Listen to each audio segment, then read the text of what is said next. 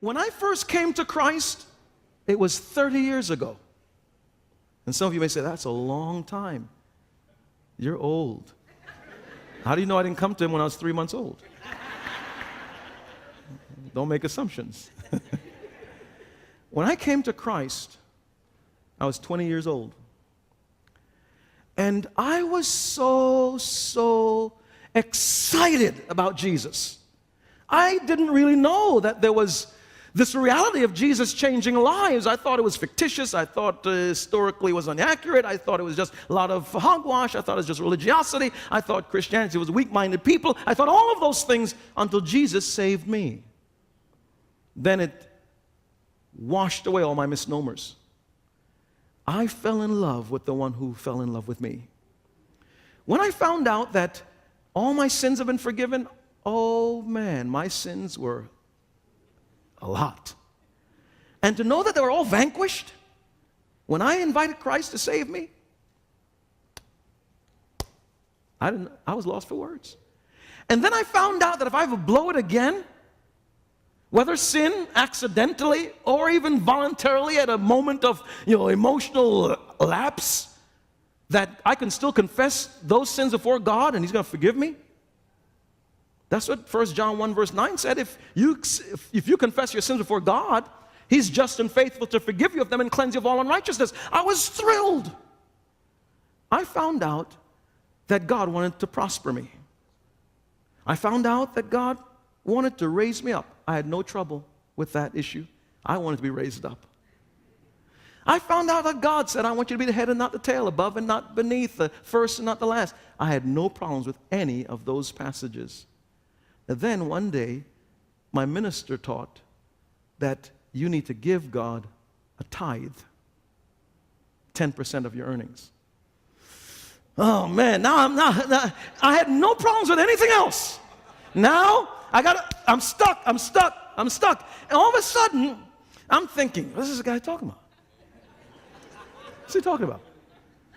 Now, at the time I was a graduate student at Stevens Institute of Technology. I had a full scholarship. They paid tuition, room and board, and they gave me on top of that a stipend every month of $583. That money was supposed to pay for my books, buy my food. That's how I lived. And so I'm talking about back then in 1982. $583 is a lot of money. And to take off of that $58.30 or round up $60, how many know that's a lot of money? $60 today is a lot of money. You don't walk down the street giving away $60 to people that you see. $60 is a lot of money. Even if you're a multimillionaire, decamillionaire, $60 is a lot of money. Now, pastor said, Leviticus 27, verse 30, says a tithe of everything belongs to the Lord. So what's God asking of me? Then I said, He's saying that because the church wants my money. And so I got sucked right into that world and that philosophical perspective that the church wants my money. And so I struggled. The next month, I'm struggling. The following month, I'm struggling. And then I started reasoning. When I go to the restaurant and eat, and the bill comes, and if it's an international cuisine, and I burp to show pleasure, I never reasoned that the restaurant, all they wanted was my money.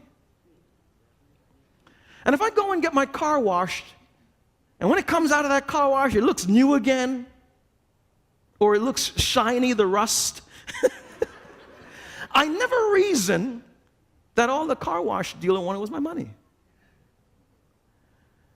And if I go to the doctor because I have an ailment or I wanted to check me out, and after the bill comes, I never reasoned that all the doctor wanted was my money. I was so happy to be treated. And even when I was an undergraduate and the tuition bill came, and I would pay it from student loans and other kinds of things, I never reasoned, even though the bill was high, it's always high to me, I never reasoned that all that school wanted was my money. But now here I am in church.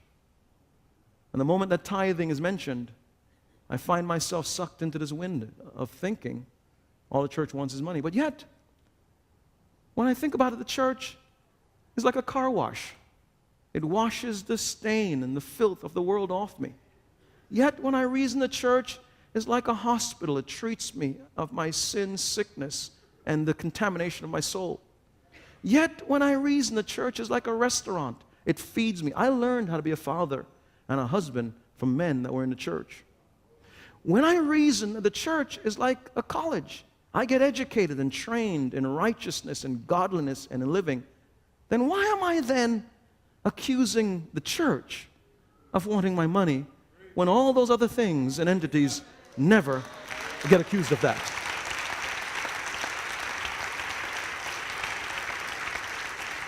Then I reasoned. The one who's trying to hinder me from being able to be a fully devoted, wholly devoted follower of Christ is the accused of the brethren, and this tripping point of tithing will always be an issue in my life if I never break through it. And for some, you are always going to stay on the same spiritual rung of the ladder, which is not that high, because you are not willing to do what the Scripture proclaims from Genesis to Revelation, Old and New Testaments, that this is the minimum, the starting point of giving.